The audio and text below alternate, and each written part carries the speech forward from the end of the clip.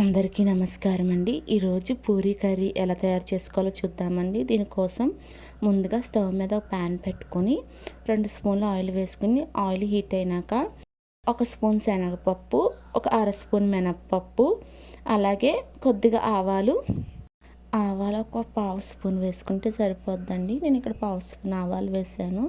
అలాగే కొంచెం జీలకర్ర, ఒక ఎండుమిర్చి వేసుకొని కొంచెం దూరగా ఫ్రై చేసుకోవాలండి. 1 మినిట్కి తాలింపు మొత్తం బాగా ఫ్రై అయిపోద్దండి. తాలింపు బాగా ఫ్రై అయినాక ఇప్పుడు కరివేపాకు వేసుకొని కరివేపాకు కూడా బాగా ఫ్రై చేసుకోవాలండి. కరివేపాకు బాగా ఫ్రై అయినాక ఒక 1/2 ఇంచు అల్లం ముక్కని చిన్న చిన్న ముక్కలుగా కట్ చేసుకున్నవి వేసుకోవాలండి. ఇప్పుడు ఒక 30 సెకండ్స్ అల్లం బాగా ఫ్రై చేయాలి. 30 సెకండ్స్ తర్వాత అల్లం బాగా ఫ్రై అయింది. ఇప్పుడు ఒక పావు కిలో ఉల్లిపాయలు చీరికలుగా కట్ చేసుకున్నవి ఇలా పొడవుగా చీరికలుగా కట్ చేసుకోవాలండి.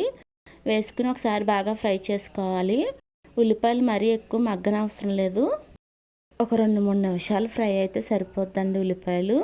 అలాగే ఇప్పుడు ఇందులో 2-3 పచ్చిమిరపకాయలు చిన్న చిన్న ముక్కలుగా కట్ చేసుకున్నవి వేసుకోవాలండి. ఒకసారి ఇప్పుడు ఉల్లిపాయ ముక్కలు బాగా కలుపుకొని మూత పెట్టి 2 నిమిషాలు మగ్గనివ్వాలండి ఉల్లిపాయ ముక్కల్ని.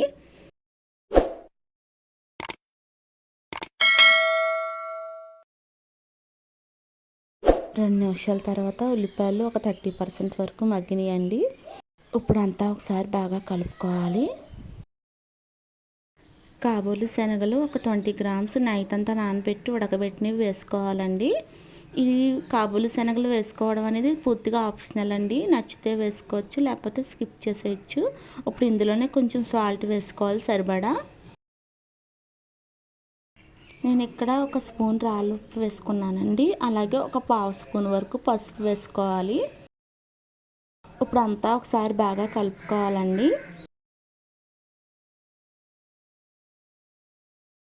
ఉల్లిపాయ ముక్కలన్నీ బాగా కలుపుకున్నాక ఇప్పుడు ఇందులో 1.5 గ్లాస్ వరకు వాటర్ పోసుకోవాలండి.